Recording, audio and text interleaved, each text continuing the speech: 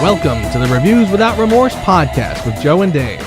Be warned, the discussions in this podcast may contain detailed spoilers. For spoiler-free reviews of newly released films, be sure to check out our show on our YouTube channel. Enter at your own risk and enjoy the show.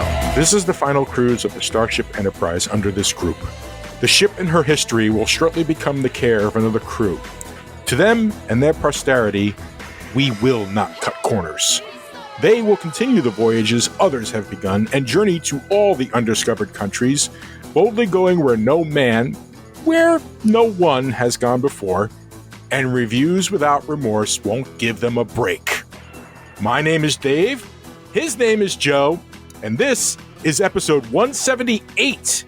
And in this show, we will discuss Marvel's Spider-Man series is now officially called The Home Series, as the official title for the upcoming movie is revealed, Spider-Man No Way Home. And then, the original crew sails into the sunset as Joe and I review Star Trek VI, The Undiscovered Country. How you doing, my man? I am doing good, and kind of feeling a tad nostalgic that we're coming to the end of our Star Trek reviews, but I'm very excited to talk about this one. I am too. I am very, very much looking forward to this. This is... I don't know exactly how you're going to feel about this one, because I have my own personal feelings and personal takes on it, but you're kind of the wild element on this one, my man. I part of me is like, ooh, is he going to like it? Is he going to hate it? What's it going to be? What's it going to be? Well, in that case, let's get to it. All right, so? Gave us a fake name again. Not shocked. Dang. Yeah. I just don't understand why he keeps doing this. You don't understand? Really? I feel like it's pretty obvious to spoil things. I don't Your spoil thing. things. Your thing is Name to me spoil. one thing that I've actually spoiled. The last movie title. Spider-Man No Way Home.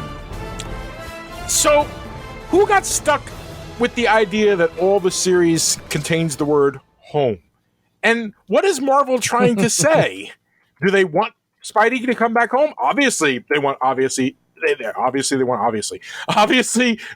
Spidey to come back home, but No Way Home. Interesting title. You know what? You go first.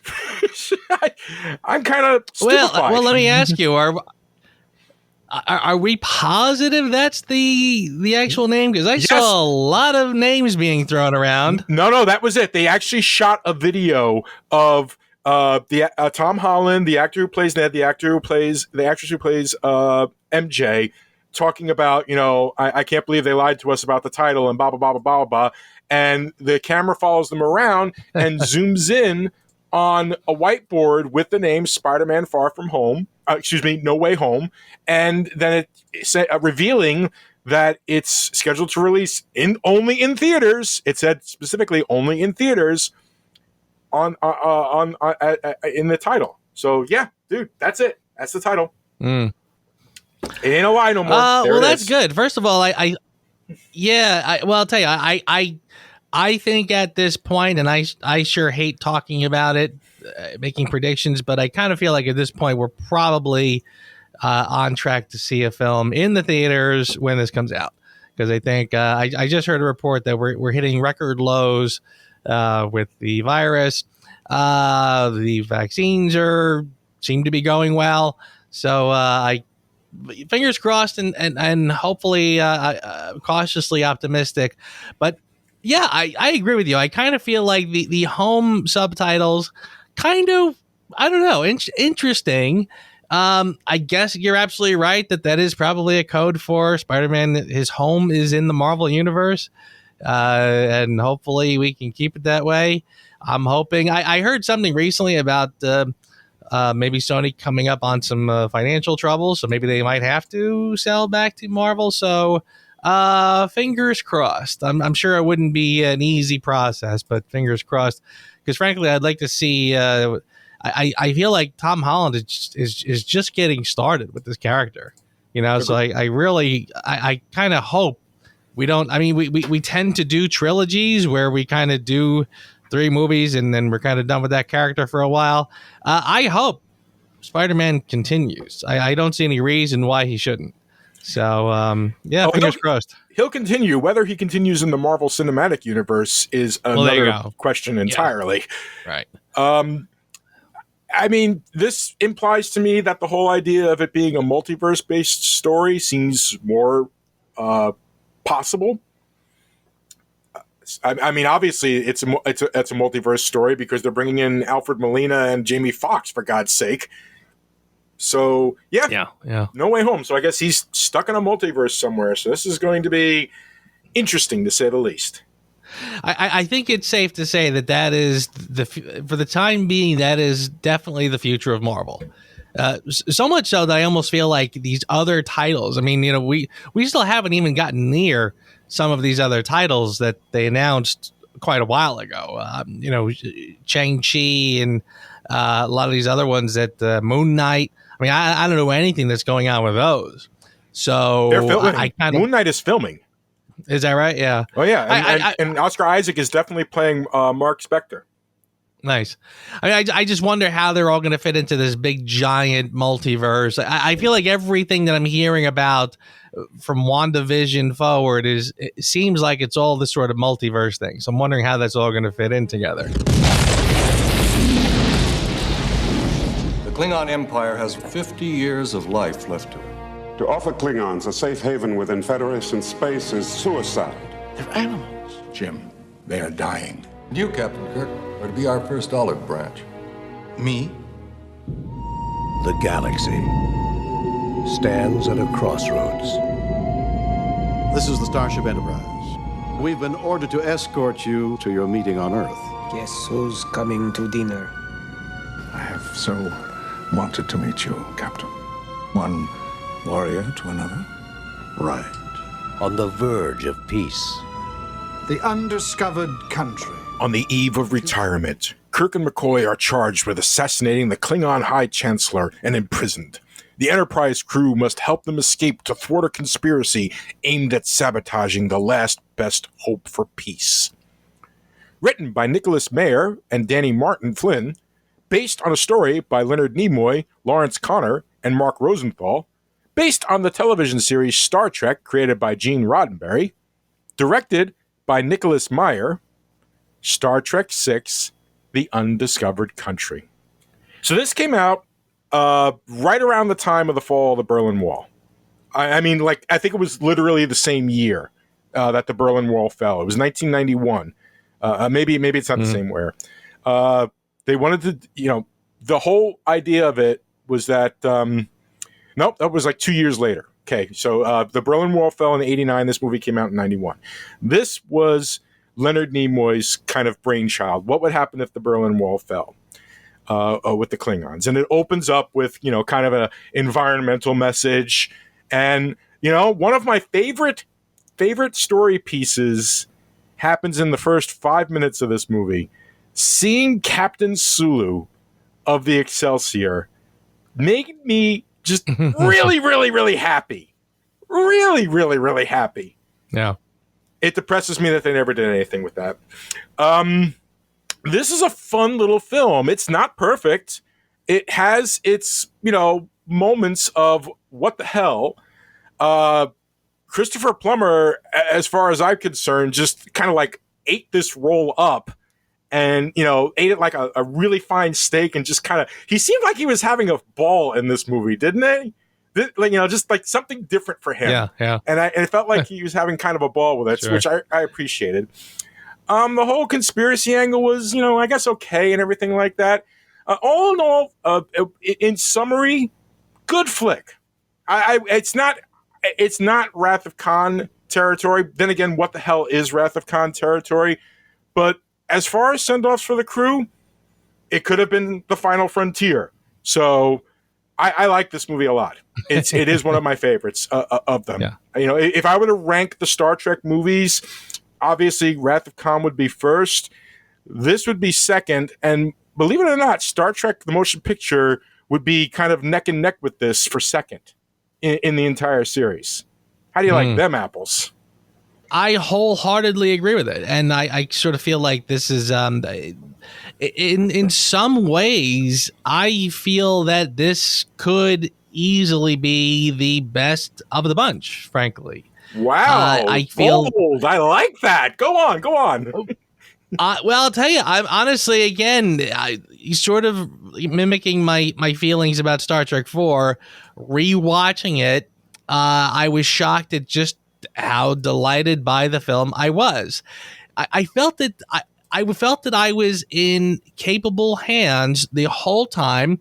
I felt as if this to me has sort of a grown-up feel to it without being overly stuffy. It's still fun.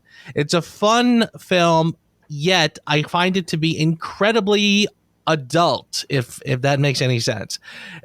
Honestly, I was saying to myself as I was watching it, what's most interesting at this point. Now, again, we've been doing Star Trek for a while. I mean, obviously, this is the 6th film in a series, and they've been pretty consistent. You know, I mean, I sort of forgot that this was. For some reason, I got in my mind that there was kind of a lag between 5 and 6, as if 5 really sort of threw things off track for a while, and 6 was many years later that they kind of got their sea legs again. Ducks in a row. Yeah. But no, it was only 2 years later. Yeah, it was 2 years later. It was basically, it just sort of kept on going. So what struck me about it this time is that they seem to splice genres together. Like I feel like, you know, the fourth one to me obviously is the most funny. It's a funny film. So I would almost kind of call that one just a straight up Star Trek meets a little comedy, etc. Time travel comedy, maybe. This one was a full blown whodunit. You know, there's a lot of elements in this film where it's a genuine mystery. You're solving the mystery of who did this, and I found it to be pretty fascinating. And honestly, I liked how the characters are portrayed. For example, her name's gonna just fly out of my head, but the Kim Cattrall, Valeris, thank you. I love how she's played, because honestly, when you get to the end, spoiler alert, she's basically the villain. She sympathizes with the conspiracy that the Klingons can't be trusted, should not be brought into the Federation, etc. Now, in hindsight, as you watch it again, you're kind of waiting to see the little maybe how she would sabotage the search for the killers on the ship, but she's not. I mean, she's a very intelligent person. She at no point is there kind of like, I feel like a lesser film would have had her purposely botching the search, trying to throw people off course. But no, I mean, that's not the case at all. She seems very competent. There are kind of subtle little clues as you rewatch. There's the scene where she kind of chastises two of the guys who turn out later to be to it. Yeah. Right. And right. In retrospect, it's like, oh, okay. Well, now that there was a relationship there, she knew those guys, etc. But again, a lesser film would have made that kind of glaring, frankly, like a big old wink, you know, okay, guys, get back to work, wink, wink, or something. So I really do feel that the film is handled really well. It is it's a very smart screenplay. I really can't, honestly, you said it's not a perfect film. I'm not going to say it's perfect either, but I really do find that as I sort of go back and try to comb through the event, I can't find much wrong with it in terms of the story. You know, I mean, the story is working. It's kind of firing on all cylinders. I maybe at the end, you know, boy, I wish everything was wrapped up quite so neatly, where everything sort of wraps up and, you know, with a nice bow at the end. life never really works out that way, but hell, I almost felt like this, it sort of had to end with sort of a courtroom drama, the moment in every courtroom drama where the guilty party, confesses, yes, I did it, and whatever. It was almost that perfectly wrapped up. But I mean, honestly, I watched this and I kind of adore this one. And I really do feel that, now that we've sort of come to part 6, I feel like I guess some would say that there's the ups and downs, the odd ones are terrible, the even ones are great. I feel like for me, that really is perfect. I feel like as much as I was sort of hoping to go through this series and find, that I like this one more than I thought I did, or this one maybe wasn't as good as I thought it was, for the most part, honestly, that odd even rule has been kind of spot on perfect for me. It's kind of scary if you think about it, because it's true. If you look at our scores, the odd numbered movies were the lowest scored ones out of all of them. We had Star Trek. Yeah. We had Star Trek 3, which you gave a 4 and I gave a 5 to. You had Final Frontier, which you gave a 3 and I gave a 2, and you had Motion Picture, which we both, gave an 8 to, which, by the way, matches the score that we gave to Voyage Home. So, I mean, that one is the outlier at this point. But right. Yeah. But you're absolutely right when it comes to regards to the story. It is a very solid mystery. It is a solidly told story. It is capably acted nearly across the board by all actors involved. Would I have liked it better? I feel like the betrayal of Valeris would have stung more if they had gone with Savick like they had originally intended. But whatever, you do what you got to do when you got to do it. There isn't really. Well, there is, but we'll get to that. There isn't really a bad thing to say about any of the actors in the movie, except maybe for one, which, again, I said we will get to that, and I promise you we will. Meyer steps back into the role as director, and it's like he's improved. I mean, as good as he did in the first one, I found his choice of shots, his choice of direction to each of the actors, there was nothing wrong with that. There were great, iconic images that were portrayed in this. I didn't feel that any of the characters were out of step with who they were. Granted, they didn't all get a lot to do in this one, not as much as, say, Star Trek 4. In Star Trek 4, each of the characters had so much to do. In this one, Uhura and Chekhov and Sulu and even Scott a little bit, they're really relegated more background than before, with the exception of the dinner scene. The dinner scene is like the only scene in the movie where they're all together. And even then, it's not with Sulu. And, oh, my God, that dinner scene was cringe. Like, beautifully cringe. You know what I mean?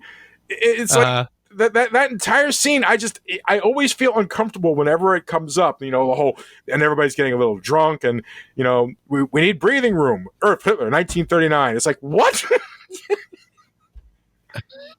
Right. Well, I love even the look on Spock's face. I mean, Spock really gets. I mean, he gets to shine in this one.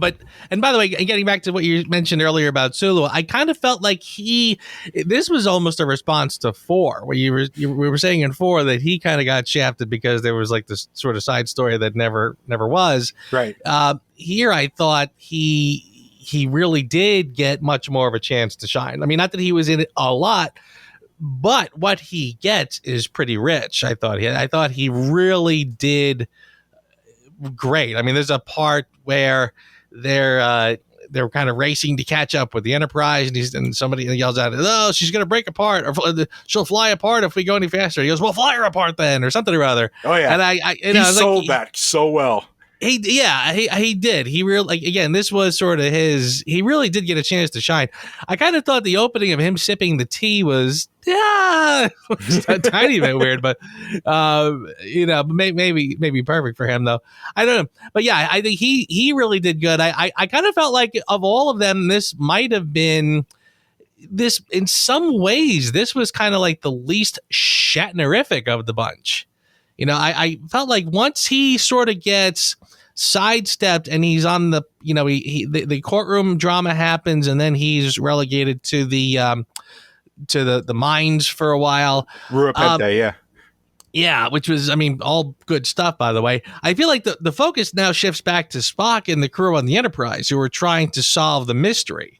So I kind of felt like in some ways it balances even better, or you could even say that the pendulum swung a little bit the other way, where the Spock and the crew is shining a little more because we've sort of relegated Kirk and McCoy for a bit.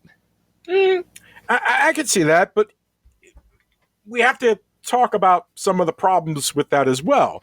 For example, they do this big kind of comedy scene where they are trying to get past like a Klingon border patrol, so to speak.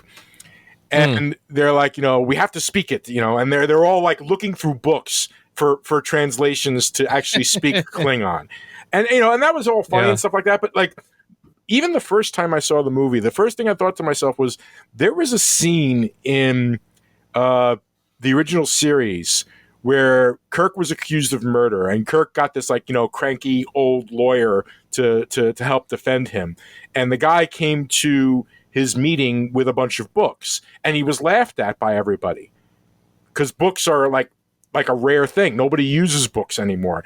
And I just found it funny that suddenly, all of a sudden, the bridge was covered in these books, to translate Klingon into English. And another thing, why are they struggling with those books? It's like the computer just can't put the words up on the screen for you to translate. I'm kind of a little lost in that. I mean, it's a great little funny moment and stuff like that, but it like pulled me out for just half a second.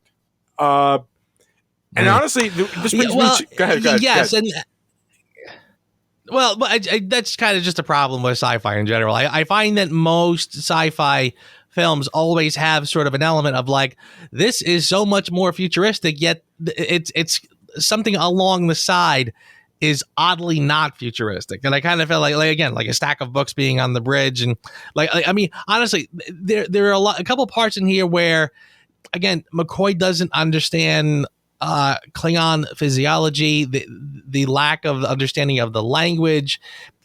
Yeah, odd. Wouldn't if you're living in the future? There was like kind of similar to my complaints about in Star Trek 3 with how they didn't seem to know anything about what happens to Vulcans when they die. Mm-hmm. Like why would we not know these things? I mean, we live side by side with these people. If you're fighting the Klingons for decades, you should know things about them. So, I mean, I'm not saying you have to know the ins and outs of the way their bodies work, but like again, general language you think would be in the computer or somewhere, that kind of thing. Yeah, you would think that. And by the way, I'm glad you brought up about McCoy, because there's another bit of inconsistency in the episode, The Trouble with Tribbles. And oh my God, do I sound like a freaking nerd right now? But I'm just going to go for it anyway. In the episode, The Trouble with Tribbles, he scans the guy and says, a heartbeat's wrong, blah, blah, blah, and says, Jim, this man's a Klingon. It's like, oh, so you kind of do know a little bit Klingon anatomy, don't you? Because that was his line. His line is, I've never seen him know his anatomy. I mean, I've never seen him without the tricorder. Now suddenly he's on top of the guy pounding his chest, and I'm like, what? Like, yeah, it was a little clunky intentionally. Yeah, I agree with that. Right, and it does it again. I guess it just sort of goes with the territory. Like, this is whenever you do science fiction. Honestly, there are weird. I mean, you have to have problems to overcome. You have to sort of move the story forward one way or another. You have to have things to overcome. You can't have them all just be like, oh, that worked out fine because future, because it's science fiction, because all those problems are resolved. I don't know. I don't know what the answer is, I suppose. But they're just mild distractions, I suppose. But that's the thing. To me, they felt lazy. Okay. I still, again, I'm going to say it again. I liked this movie. I enjoyed it for what it was. It was definitely fluff, but it when it comes to Star Trek, one of the things that never came to mind when I watched Star Trek was lazy. At least they tried to be thought-provoking. Even in the actioniness of Wrath of Khan and everything like that, they still tried to provoke thought. Even in Final Frontier, terrible as the presentation was, there's a thoughtfulness to the idea of a guy purporting to be God to try to escape from his imprisonment.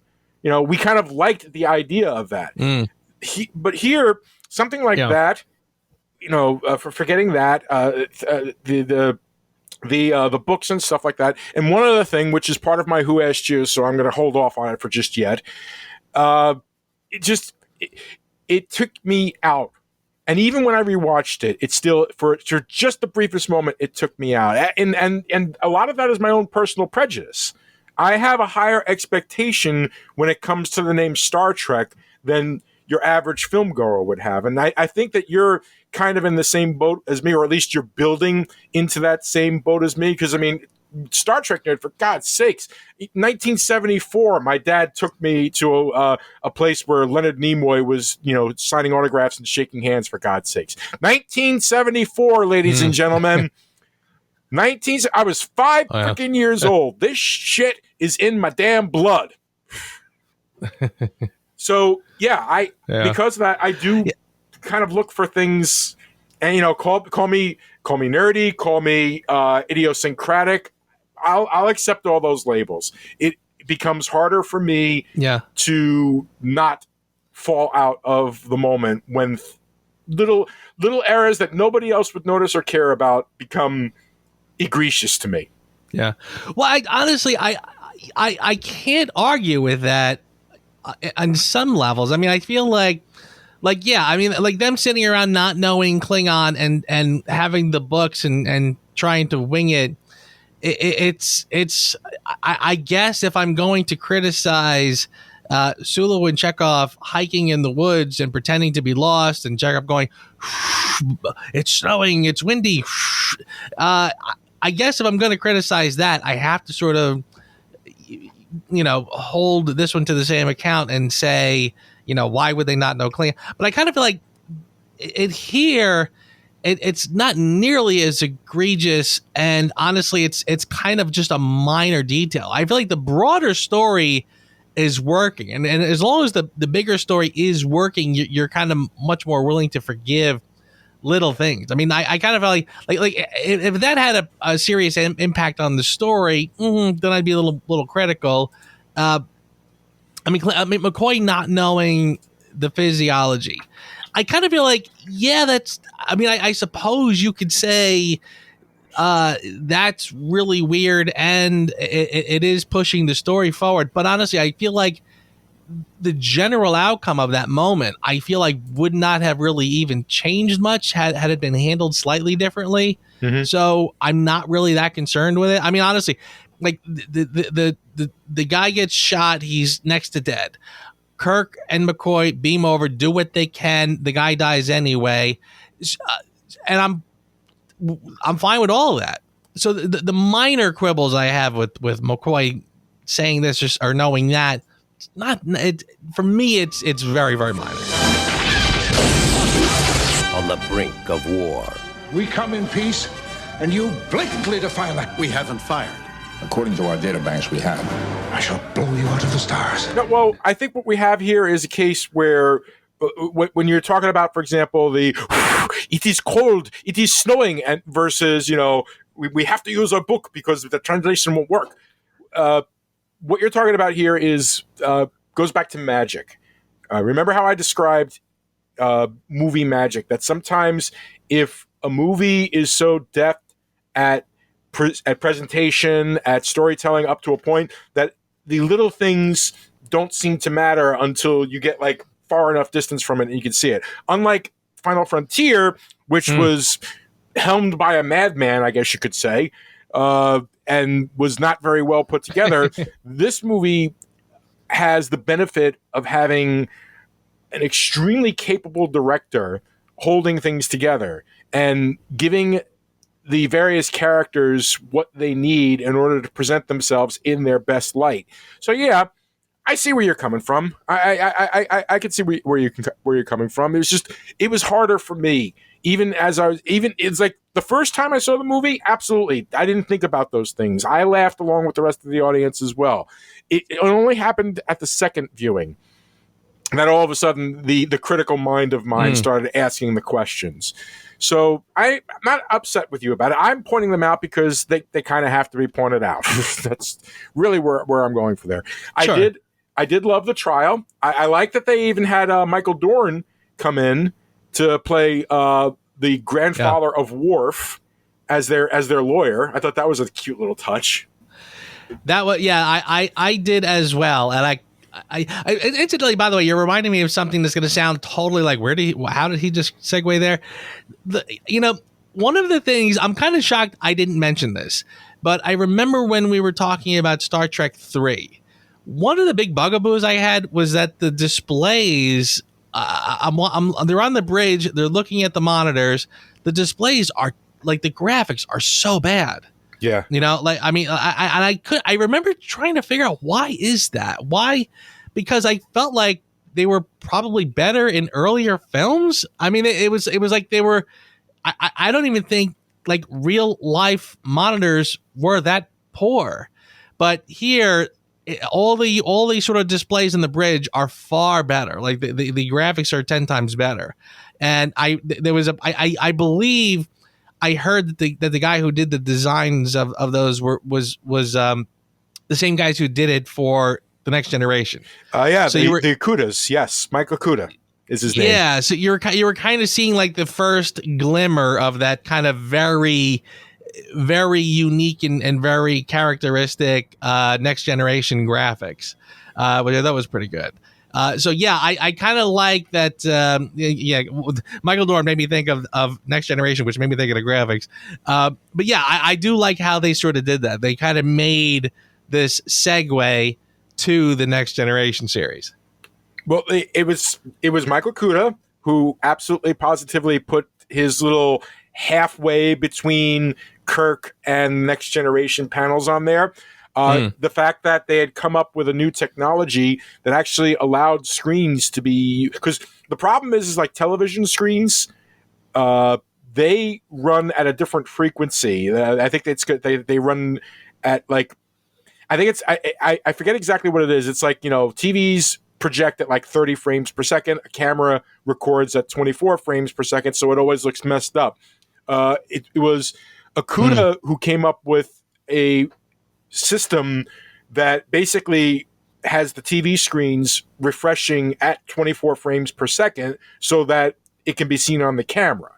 And I think that makes the difference. And it also helps that I know Nicholas Meyer insisted that everything look up to code, everything not contain gibberish, needs to have like actual labels on them and everything like that. So yeah, and it definitely shows. The bridge of the Enterprise, the original Enterprise, well, I guess the Enterprise A, has never looked better. It looked really, really good. It was probably one of my favorite representations of the bridge of the Enterprise since the original series.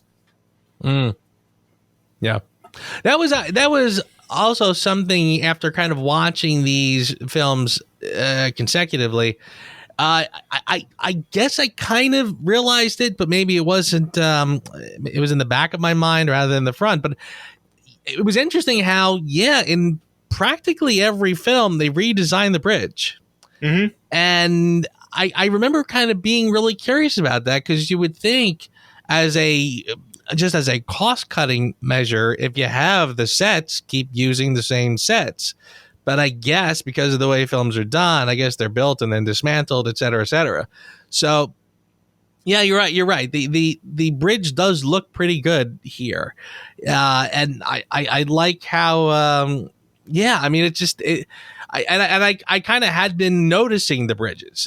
So yes, I did. You're absolutely right that it does look very good here. And again, that the visual displays are helpful. I mean, it does make it look slick. By the way, one of the things that also caught my eye in this film, a lot of the camera work is really good. Yeah. There was a shot, the shot that really got me. By the way, the whole betrayal of Valaris. Mm-hmm. I don't know why the name keeps popping out of my head. Maybe because I want to say Savick. The betrayal of Valaris, I think, is great. And honestly, boy, do I love Spock's reaction. Because, I mean, he is, for a guy who's supposed to be logical and non-emotional, he is seething. And that is awesome. This was his protege, the pride of the Vulcans, top of the class, the whole bit. So, I mean, I just love how he is just so betrayed. And the part where they're on the bridge, like they did the scene where they're playing possum at sickbay. She comes in with the gun. Very well done, well executed. Then they're on the bridge and they're basically interrogating her, asking her questions. She answers some questions. She refuses to answer others. And then Kirk just says, Spock, and Spock gets up. And he walks over, and the way the camera follows him, it's like it's following him, following his expression, and the camera is kind of wobbling a little, where it's handheld, and it's a very deliberate thing, but it's like it kind of does this sort of funny twisting and turning as he's walking forward, really effective. And that was the moment I really took notice. I was like, wow, that's good stuff. So, yeah, kudos for that. Cinematographer was Hiro Narita. He also did another movie, which I want to get to at some point, The Rocketeer. Remember The Rocketeer? Yes. Yep. Okay. He definitely has a visual style to his name, to him. And his lighting... His use of lighting and everything like that is really, really good. And yes, you're right. That scene where he goes to approach Valaris is bone chilling. It is the scariest that Spock has ever been. And for God's sake, Spock beat up a freaking console in the episode Amok Time, and then almost killed Kirk, for God's sakes. And this was the scariest I'd ever seen Spock. It was almost unnerving the first time I saw it, and it still unnerves me a little bit to see him that way. It's like harsh and sad, Yeah, I tell you honestly, and watching him at that moment, he takes her by force. Like he approaches her. It's obvious he's moving in to do a mind meld. She backs up. He grabs her by the head, and it's like, wow, that's.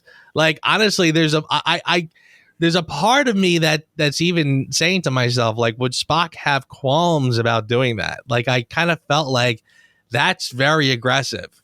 It's almost too aggressive. Yeah, but right, bordering on too much so. And I'm saying to myself I guess what we're taking from this is that, again, Spock is that two things. I mean, again, Spock is a true believer in the cause. I mean, he is trying to essentially save a race of beings.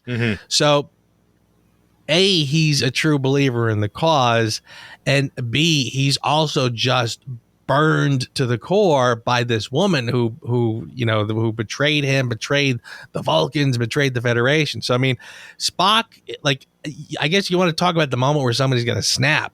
I mean, this is it. So, yeah, the fact that he kind of went after her like that and basically just went into her brain to steal the secrets that she was keeping, pretty good stuff. I mean, that was a big time emotional high, and that was sort of the breaking point where the film sort of reaches like a fever pitch emotionally. I'd almost argue that it was out of character for Spock to be as brutal as he was about it. But on the other side of the coin, it makes sense that, not just the feeling of betrayal, which I guess betrayal could be perceived as the feeling of betrayal can be perceived as a human emotion, which would be part of his makeup. But I guess that it's an almost unforgivable sin in his book that she would consciously betray everything that he's been fighting so hard for. And not just, on the ship or anything like that, but peace in the galaxy is one of his biggest goals. I mean, in later episodes of Star Trek The Next Generation, you would see Spock trying to make peace with the Romulans, trying to unite the Romulan and the Vulcan Empire, which would be a very Spock thing to do. And to have somebody so trusted just go against him, I guess I can see where the human side of Spock would override his better sense. Because the thing that, when that first scene first happened, the first time I was watching it, I felt like, this isn't my Spock. Where is Spock? But it was at the end. It's like, this is the genius of Leonard Nimoy. Because it's like Leonard Nimoy must have known, you know what? This is too far even for Spock. Because when he releases her, he has that moment of, whoa, I definitely went further than I should have gone. And he just, whispers, she does not know. And that redeemed, one line redeemed that entire moment for me. Because up to that moment, I was like, this is so not Spock. So outside of Spock's character that I was ready to grab the pitchforks and be like, here we go. And then he saves it. He saves it with just that little, remorseful sounding, she does not know. And it's just, I agree. It is one of the most powerful scenes in the movie. And it could have gone so much worse if Nimoy hadn't just saved it with that one little delivery at the end to let you know that Spock, he did this. He recognizes what he did was beyond where he should have gone, and he's already remorseful for it. But it's like, but then it's like, it's back to business. It's like, but you know what? It's done.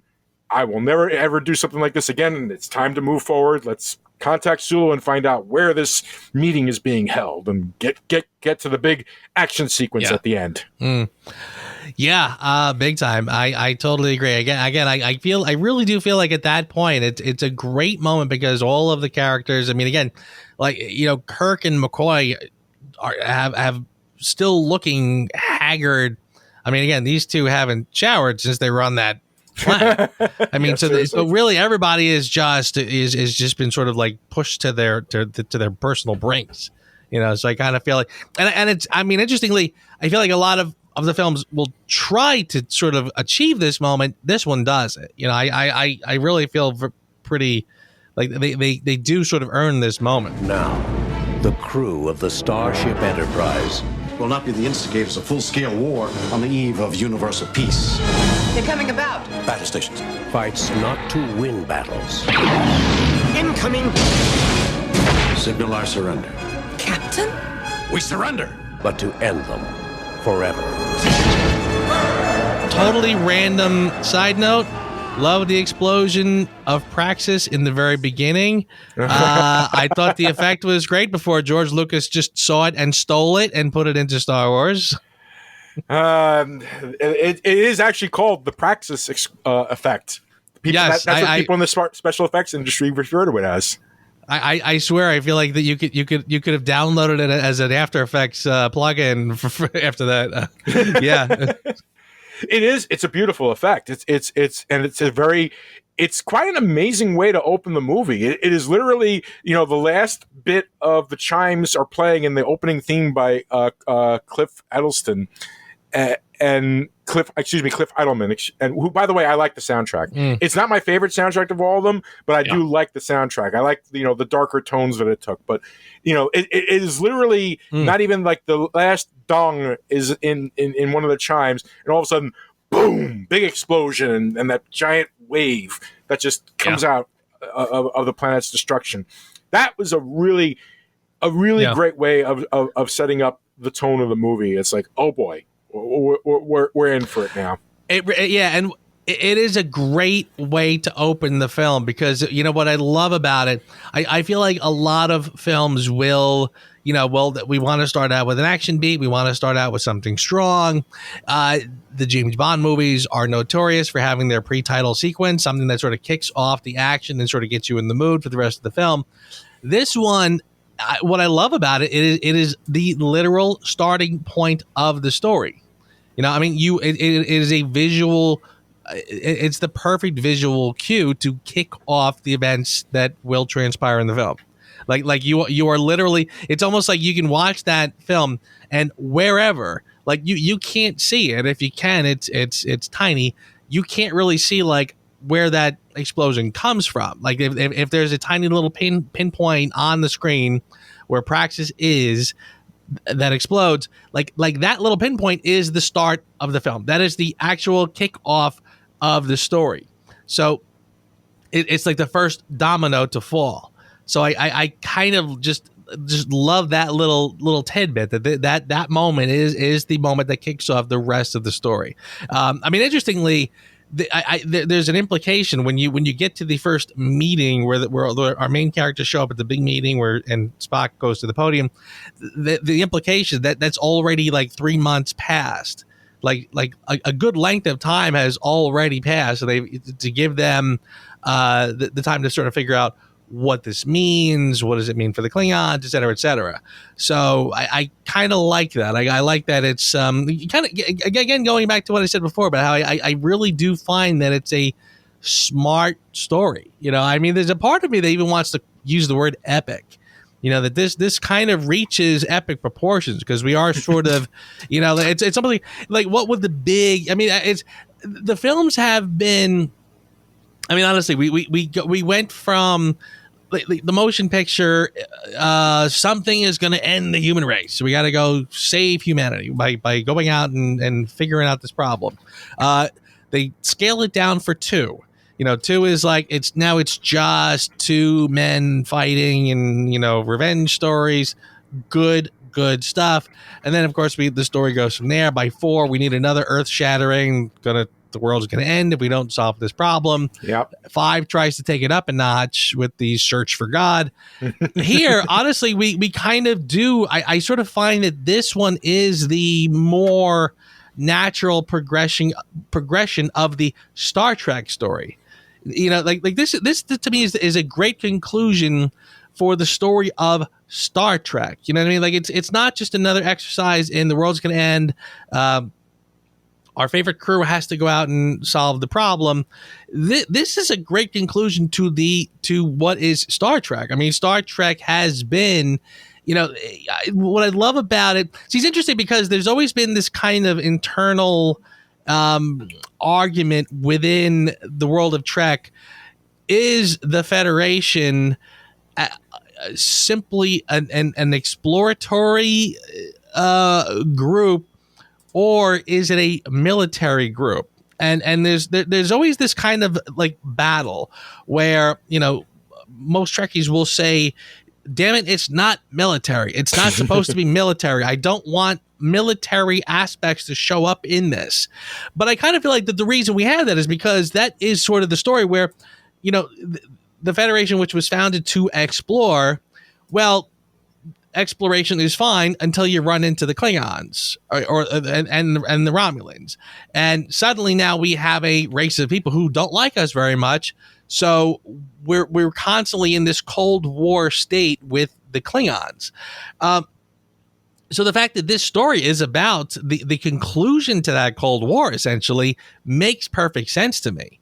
You know, so I sort of feel like on another level, this also was the perfect story. And it's interesting because I could totally see this coming from the mind of Leonard Nimoy, who wanted to do, you know, nature conservation in one movie. Now we want to talk about, you know, making peace with the, like you said, the Berlin Wall fell. So the Cold War in real life was coming to a close, if it was not fully blown at the end at that point. So it was perfect fodder for this one. But again, in the Star Trek universe, it also makes just perfect sense.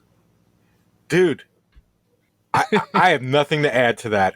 That was beautiful. That was truly beautiful. And it actually took us to review time, score time, too. So nice. I love it. That was, wow, man. You made my heart sing right there. That was very good.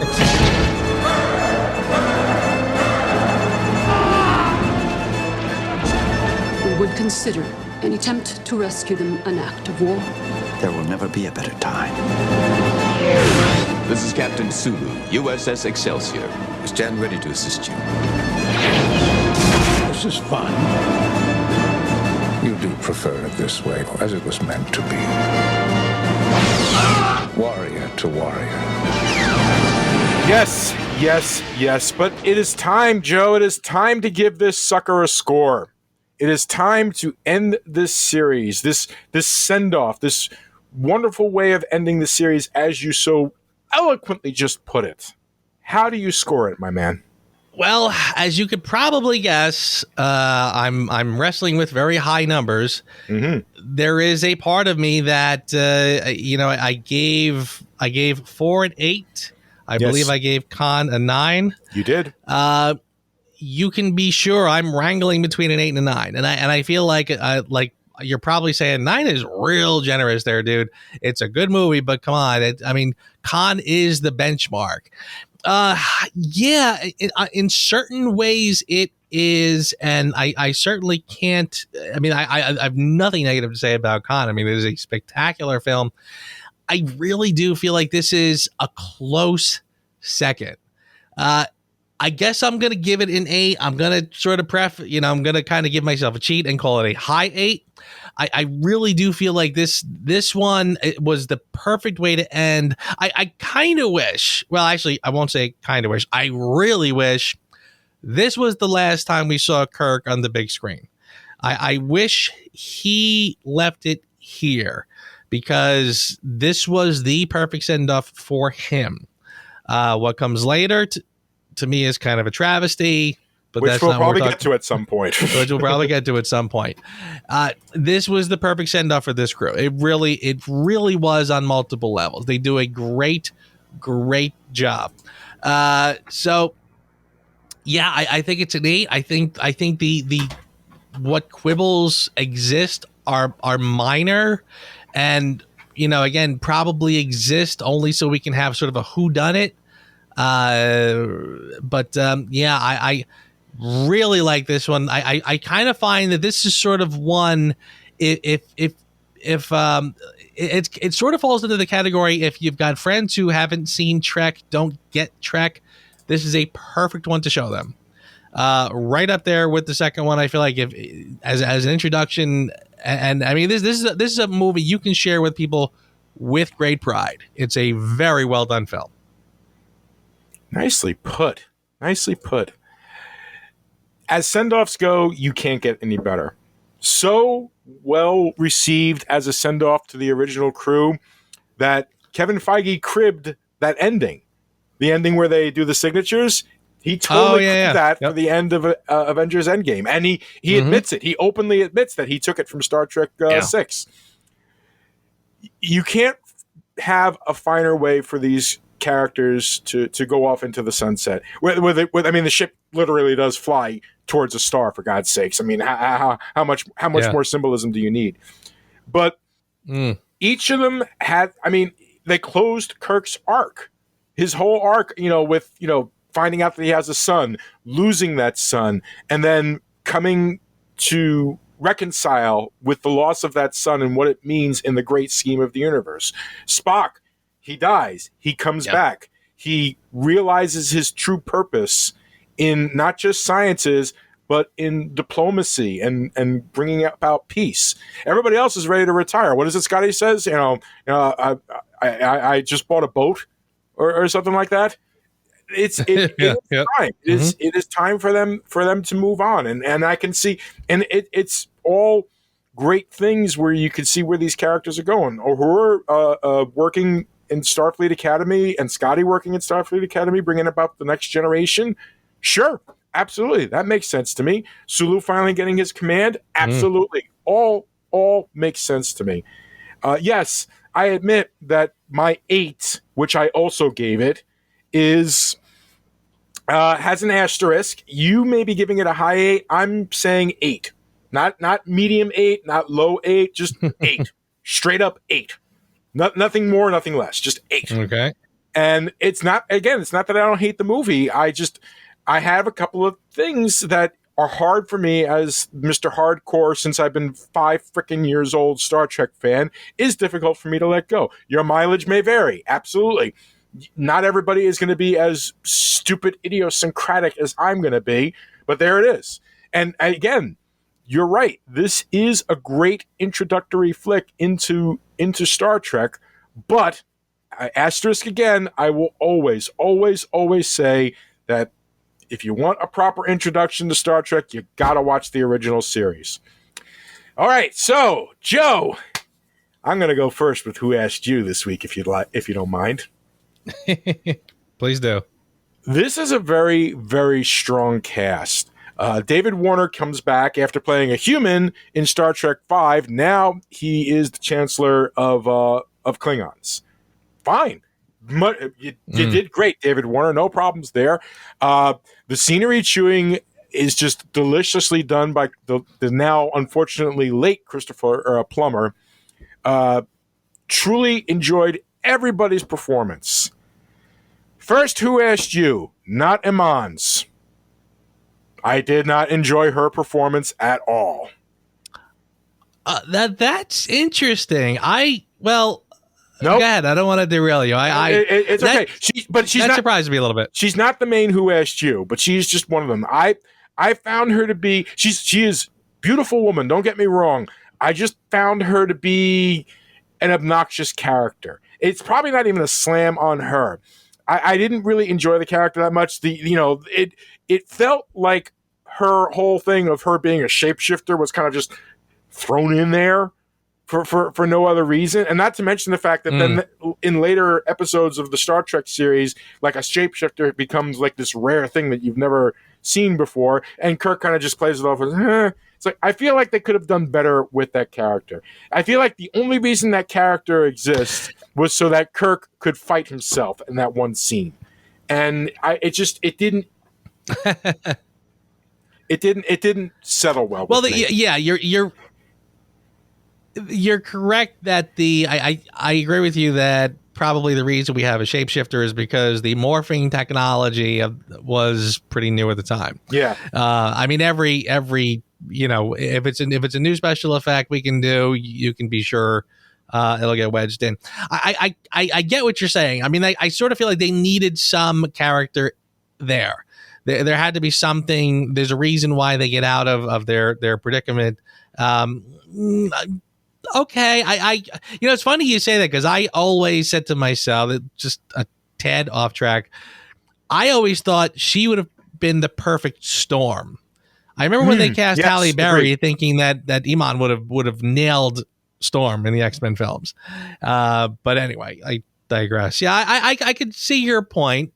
Yeah, it's nothing against her completely. I just felt the character was a waste. But honestly, my biggest thing, I can't let this go. And I know you're going to laugh at it. And no matter how many times I've seen this movie, from the first time I saw it till even the recent time, it still bothers me. You needed the mystery to be solved without the use of blood. Okay? These are phasers.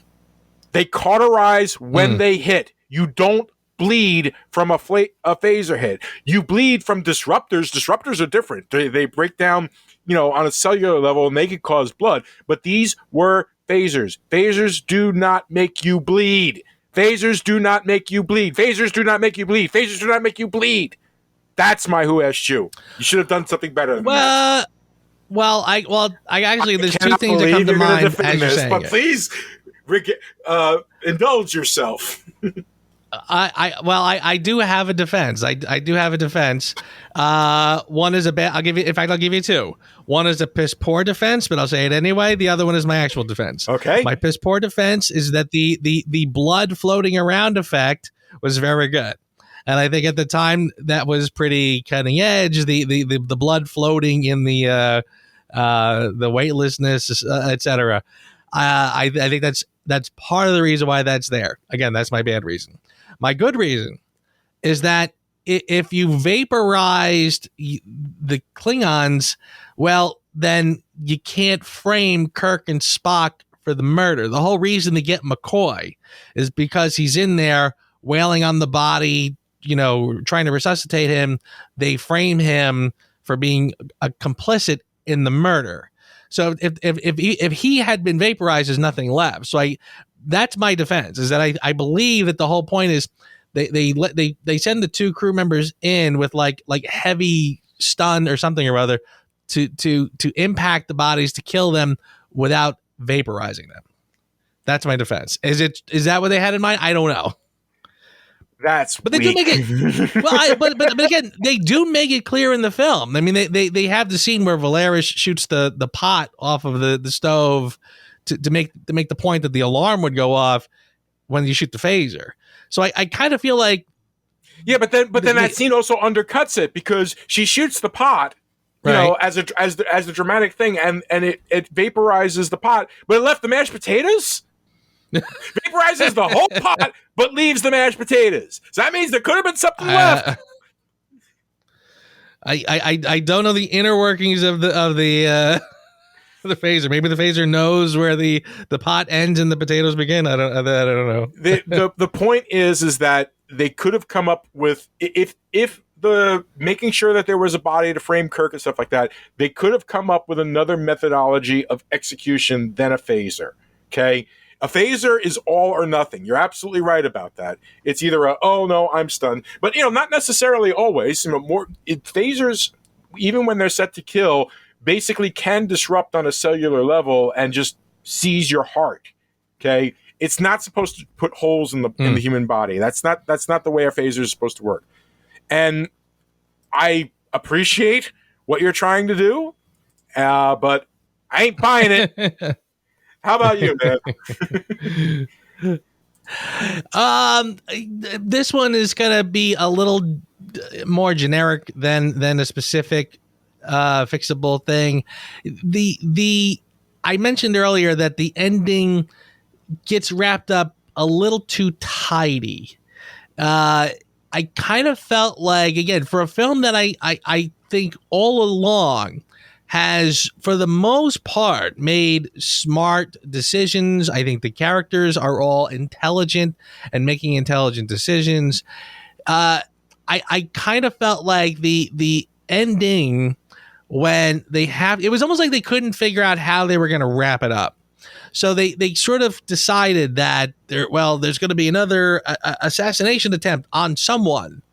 Well, I frankly don't know what the Klingons get out of murdering the president.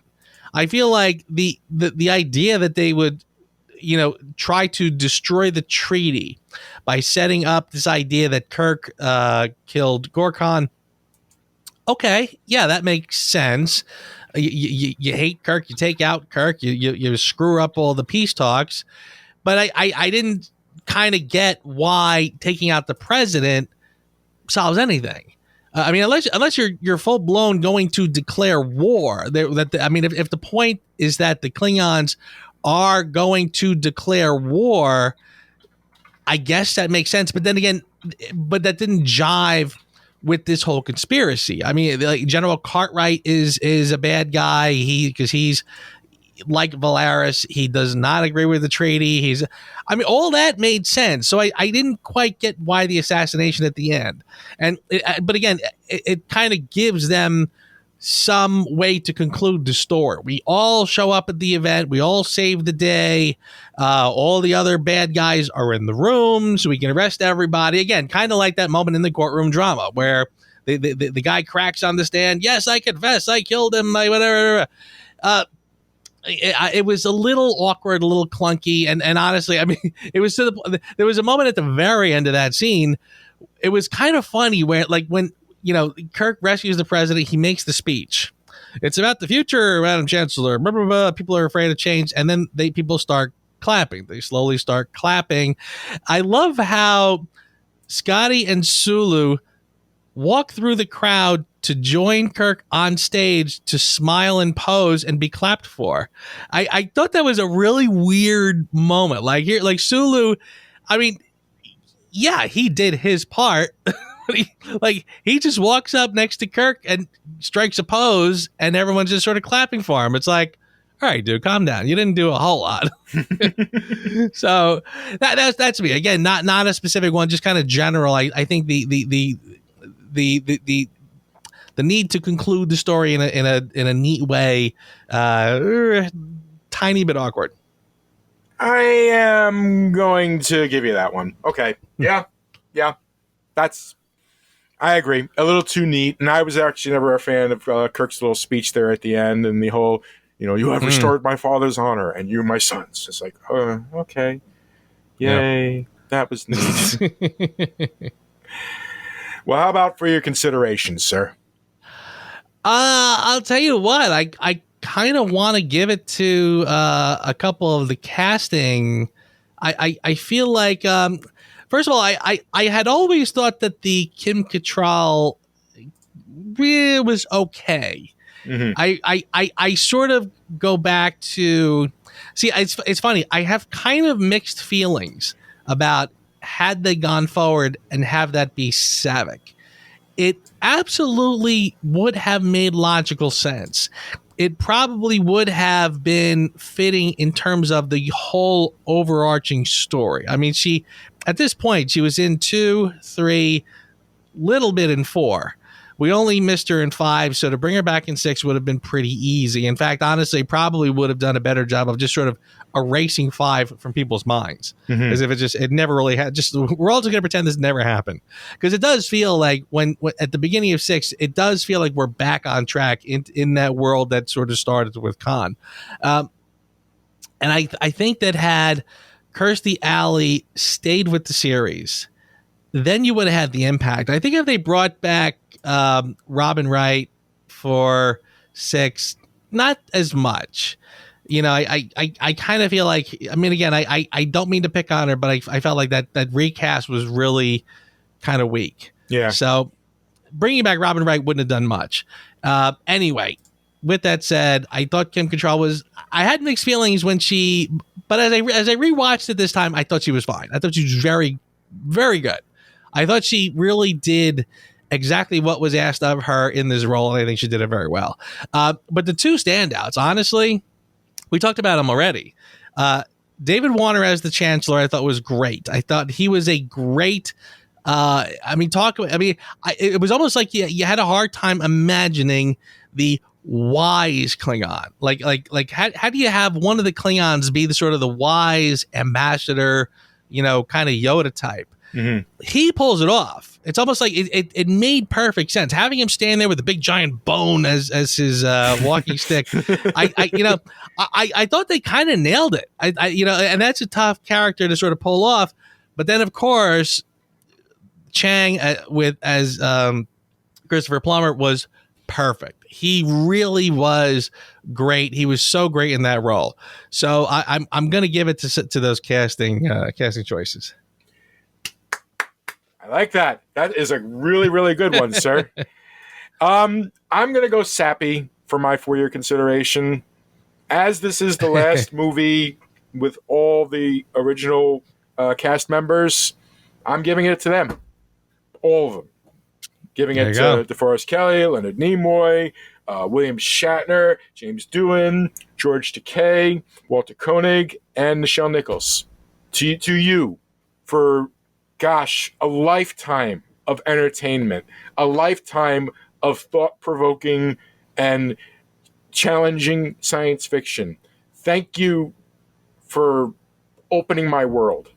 You were the first. You were the crack that I needed into a world that I didn't know existed when I was 5 years old. And I have since walked through that door, and I can never come back. So to them, on your last movie, you're my 4-year consideration. Can't argue with that one single solitary bit, and I'll add just a slight. I remember talking in 5 how a lot of them, because of the poor direction, some of them were looking old. I remember complaining, why don't they leave Bones on the ship, because he's so elderly at this point. Yeah, Spock doesn't look right in this, et cetera, et cetera. Here, boy, did they, again, good direction. Everybody looks great. Everybody is on their game. I mean, it's like Bones is 2 years older, and I had no problem with anything he's doing in this film. Spock looks great. Even they're just putting a little more salt than pepper in Kirk's rug at this point, so that he looks good. So yeah, they really are firing on all cylinders, and they all get a great send off. Much more of this.